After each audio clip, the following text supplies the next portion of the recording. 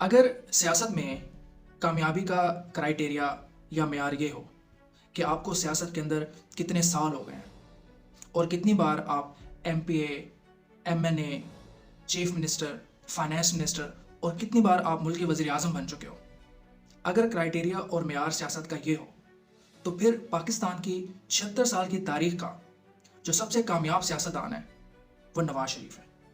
ठीक हो गया।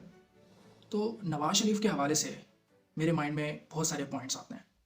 उसमें से एक अहम पॉइंट ये है जो सारे सियासतदानों को अपने माइंड में रखना चाहिए, वो ये है कि क्या हमारी सियासत मुल्क की तरक्की के साथ अलाइन कर गई है? क्या हमारी सियासत जो है वो मुल्क की तरक्की के साथ जुड़ गई है?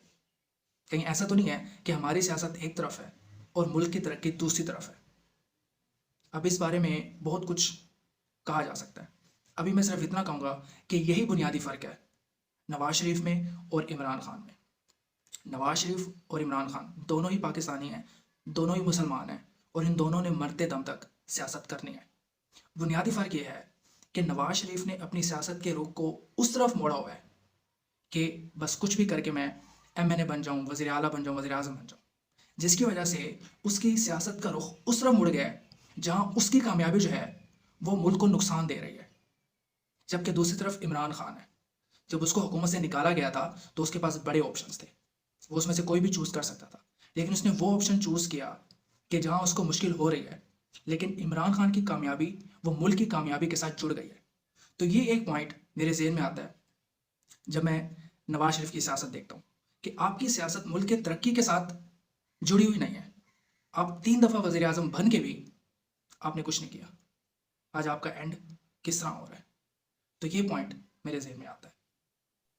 अब नवाज शरीफ की आज की सियासत के हवाले से जो सबसे अहम सवाल है वो ये है कि नवाज शरीफ का आसिम मुनीर के साथ जो रिलेशन है, इसका आसिम मुनीर के साथ ताल्लुक़ की नोयत क्या है? क्या ये दोनों आपस में जिगरी दोस्त हैं और एक दूसरे के ऊपर बड़ा ट्रस्ट करते हैं, या ये एक दूसरे के ऊपर एतबार और ट्रस्ट नहीं करते, या इसमें से एक बॉस है और दूसरा यस बॉस कहने वाला है? तो इस रिलेशन की, इस ताल्लुक़ की नोयत क्या है, ये फैसला करेगा कि नवाज शरीफ की आजकल की सियासत वो कहाँ स्टैंड करती है। तो इस सवाल के जवाब को तलाश करने की कोशिश करते हैं। तो इस हवाले से हमारे माइंड में ये होना चाहिए कि पाकिस्तान की जिस तरह की सियासत चलती आ रही है, ख़ास तौर पे जो पिछले 30 से 40 साल की सियासत है, उसका डायनामिक ये है, उसकी रियलिटी ये है कि पाकिस्तान में जो आर्मी चीफ की पोजीशन है, कोई बंदा नहीं, ये जो पोजीशन है ये सबसे पावरफुल पोजीशन है और जो इस पोजीशन पे आके बैठ जाता है वो फिर पूरे पाकिस्तान को चलाता है। ये हमारे माइंड में होना चाहिए। ठीक है। अब इस हवाले से होता ये है कि आर्मी में एक आर्मी चीफ होता है, वो जनरल होता है, उसके नीचे फिर 29 लेफ्टिनेंट जनरल्स होते हैं और फिर उसके नीचे 212 मेजर जनरल्स होते हैं और फिर हम उसके बाद ब्रिगेडियर्स तक भी आ सकते हैं जो उनसे ज़्यादा होते हैं। तो ये जो टॉप के 150, 200, 250 आर्मी ऑफिसर्स होते हैं, इसमें से सबके माइंड में सिर्फ एक ही चीज़ होती है कि मुझे कुछ भी करके अपनी ज़िंदगी में आर्मी चीफ बनना है। तो उसके लिए एक सियासत फौज के अंदर की होती है जो हमारा टॉपिक नहीं है। इसमें सबसे अहम चीज़ ये होती है कि इसमें हर आर्मी ऑफिसर को अपना सियासी बंदा चूज़ करना होता है, क्योंकि अल्टीमेटली जो हुकूमत में आता है आर्मी चीफ तो वही लगाता है ना। तो इसलिए फिर कोई बंदा इसमें से जरदारी का होता है, कोई नवाज शरीफ का होता है, कोई बंदा इसमें अलीम खान का होता है। और यहाँ से इन सियासतदानों को आर्मी ऑफिसर्स की ज़रूरत होती है ताकि जब हम किसी बंदे को खुद लगाएंगे तो वो हमारा साथ देगा और हमारे सियासी मुखालिफ को रगड़ा लगाने के लिए वो मदद करेगा। तो पाकिस्तान की जो पिछले 30 से 40 सालों की जो सियासी थीम है वो यही खेल तमाशा चल रहा है। सियासतदानों को आर्मी ऑफिसर की ज़रूरत होती है और आर्मी ऑफिसर्स को सियासतदानों की ज़रूरत होती है। यहाँ तक आपको समझ में आ गया? अब आगे बढ़ते हैं। लेकिन इसमें सबसे ट्रिकी चीज़ ये है कि जब एक दफ़ा कोई आर्मी चीफ बन जाता है, क्योंकि आर्मी चीफ की पोजीशन मैंने आपको बताया कि सबसे ज़्यादा स्ट्रॉन्ग होती है, और जो आर्मी चीफ बन जाता है फिर उसको किसी के सहारे की ज़रूरत नहीं होती।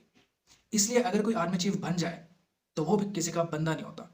Brigadier, major general, lieutenant colonel, ISI का चीफ, इंटरनल विंग का चीफ, ये किसी का बंदा हो सकता है, लेकिन आर्मी चीफ किसी का बंदा नहीं होता। तो इस सेंस में ये बात ठीक है कि नवाज शरीफ ने ही आसिम मुनीर को लगाया है, और अगर नवाज शरीफ चाहता तो वो किसी और को भी लगा सकता था और आसिम मुनीर घर बैठा होता। तो ये नवाज शरीफ का उसके ऊपर बहुत बड़ा एहसान है, लेकिन अब वो आर्मी चीफ बन चुका है, अब उसको किसी की ज़रूरत नहीं है। तो इस हवाले से नवाज शरीफ का आसिम मुनीर के ऊपर कोई कंट्रोल नहीं है।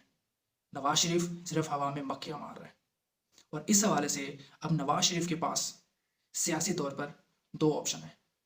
वो दो ऑप्शन कौन से हैं ये देखते हैं।